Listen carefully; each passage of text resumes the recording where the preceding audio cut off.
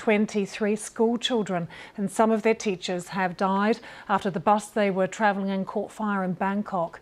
The blaze began after a tyre on the bus burst, causing it to hit a road barrier. Well, let's take you straight to Bangkok, to the scene. We can join our correspondent, our Southeast Asia correspondent, Jonathan Head, who is there. What a horrific story, Jonathan, to be reporting on. What's happened?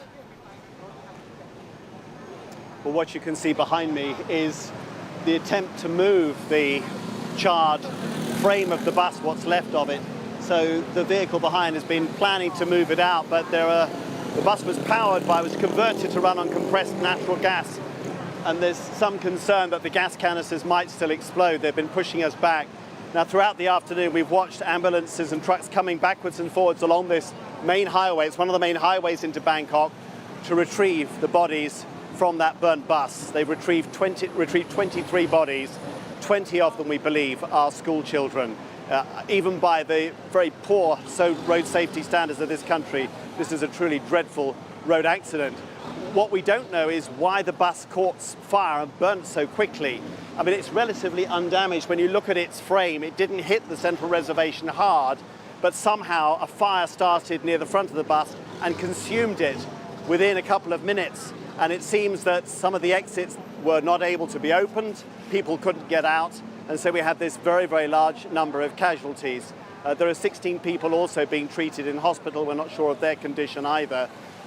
Really, really a shocking incident, and absolutely awful for the area in northern Thailand where these school children had come from on what was a field trip from their school here to the capital. Jonathan, over the years we have spoken many times about horrific road accidents in Thailand. Has the government done anything to try and tackle the road safety record?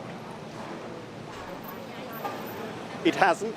No government has, in fact. I mean, it's one I've been reporting for this country for around 24 years off and on. It's always talked about when we have these horrific accidents. There's clearly a safety issue here. There's no way that this bus, in what was a relatively minor accident, should have caught fire like that. Frankly, there's no way that a relatively modest number of people on board, 45, shouldn't have been able to get off that bus. All of those the government says it will look into, but we've seen accidents like this many times before. Huge fires, almost inexplicable accidents, horrible death tolls. I can't remember any significant initiative by any government to try to change the road safety culture. I would be amazed if it happens this time.